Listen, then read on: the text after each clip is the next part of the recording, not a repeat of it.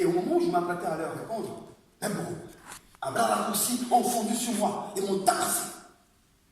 Mobutu était là, les bras croisés. Il nous a dévisagés avec le regard impavide du tueur implacable.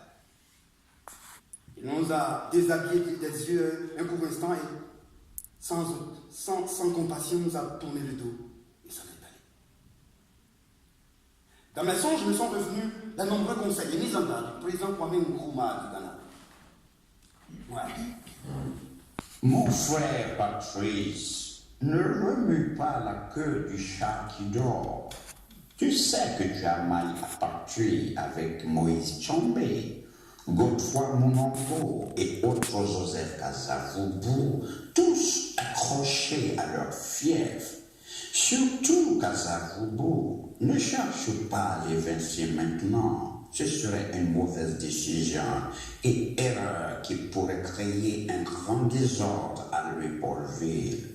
Les troupes de l'ONU attendent d'avoir consolidé ton armée avant de dénoncer leur présence. Oui, attends parce que ton armée est faible et désunie. L'armée nationale congolaise manque terriblement d'entretien et de matériel de guerre, tandis que les séparatistes katangais et tous tes ennemis sont quotidiennement ravitaillés. Il y a un temps pour tout. C'est ma contribution, Lumumba.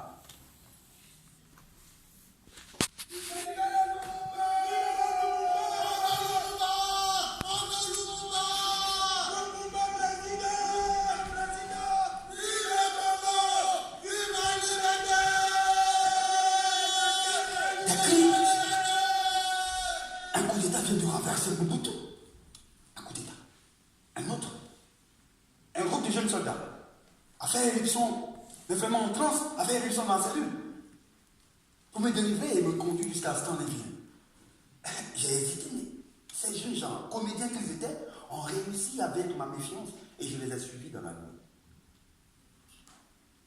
Sans se faire remarquer, on a embarqué dans un avion de la compagnie Airbus et à l'intérieur, Mpolo et Okito, bâillonnés, ficelés, des malentenus, tués.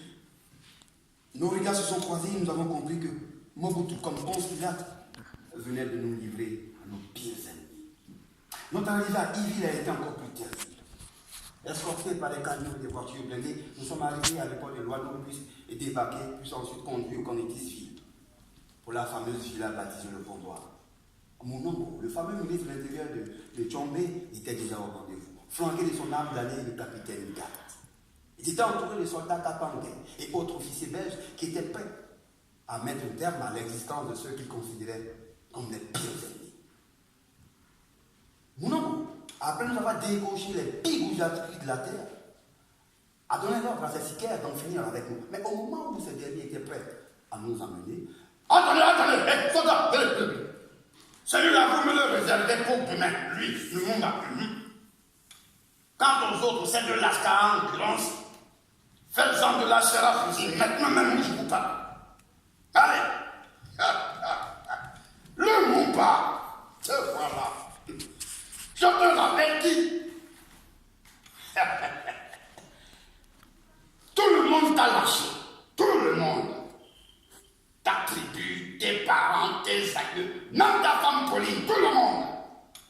Demain, tu finiras comme ces deux chiens galeux. Et vos corps disparaîtront dans une mare d'acide sulfurique. Le monde entier apprendra que vous vous êtes évadés et que dans votre fuite, les populations fatiguées de vos lubies vous ont pris et lynché à mort. Alors, tu vois, ce n'est pas plus compliqué que ça, non? À bientôt, monsieur le Premier ministre Lumumba.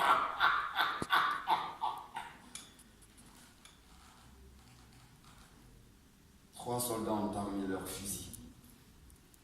Tandis que mes infortunés compagnons confiaient leur âme à Dieu, un autre, à l'aide d'un grand couteau, a déchiré le vêtement, comme pour leur extraire des dernière trace de dignité qui lui restait. Et quand il s'est écarté,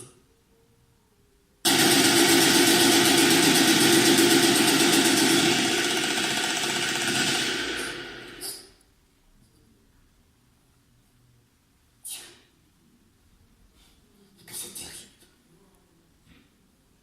Des cris de douleur indéfinissables. Le choc des balles dans la chair. Le sang de mes compagnons affreusement explosé.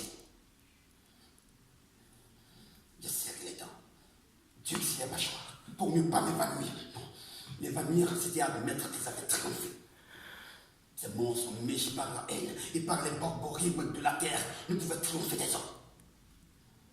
Les corps de Mpolo et Okito se sont écroulés comme d'immenses arbres de terre, violemment extirpés du sol après une courte pluie.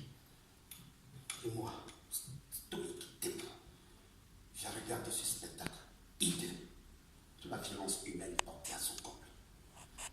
Ce spectacle insensé de la violence gratuite.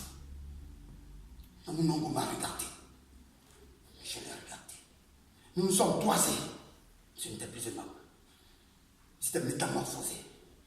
Il était devenu une bête immonde, cannibale, qui attendait de dévorer sa proie. Mais moi, je n'avais plus peur. Je l'attendais.